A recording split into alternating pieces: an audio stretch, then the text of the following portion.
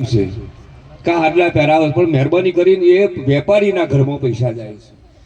તમારો હાલનો લીધેલો તમે ઘણો લ્યો તો 200 કે 250 ને તારે કોઈ પહેરતું નથી, અને એમાંય વેપારીનું ઘર ભરે એના કરતા રોકડા પ્રથા કરો. એટલે રોકડાની પ્રથા બધાને અજમાવવા માટે મારી ખાસ વિનંતી. હવે બીજું સગાઈ પ્રસંગ. સગાઈ પ્રસંગમાં દીકરા દીકરીનું સગપણ પુખ્ત વયે કરવું. પહેલા તો ખાસ એક વાત, સગપણ કરવા બધા ઊભા થાય અને પછી સગપણ કર્યા પછી 1-2 વર્ષ પછી લગ્ન થાય અને મહિના 2 મહિના પછી કહેવા અમારે મેળ આવતો નથી. મોટામાં મોટી આપણી આ તકલીફ છે, મોટામાં મોટી તકલીફ છે. એટલે આપણે એવું નક્કી કર્યું કે પુખ્ત વયનો ભાઈ કે બેન થાય તો સગપણ કરવું, અને સગપણ કર્યા પછી બને ત્યાં સુધી તોડવું નહીં, બને ત્યાં સુધી એ સગપણ તોડવું નહીં.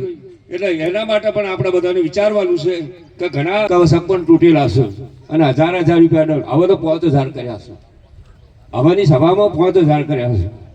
બીજો છે સગપણમાં કન્યા પક્ષે વર પક્ષને તો 1 રૂપિયો આપવાની પ્રથા છે, અને તે સિવાય બીજો કોઈ રિવાજ કરવો નહીં.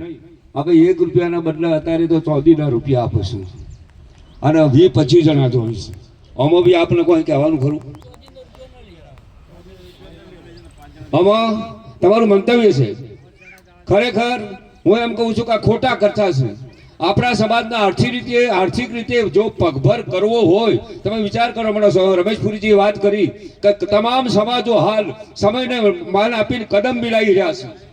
શિક્ષણ ઉપર વધારે ભાર, દીકરીના આઈપીએસ.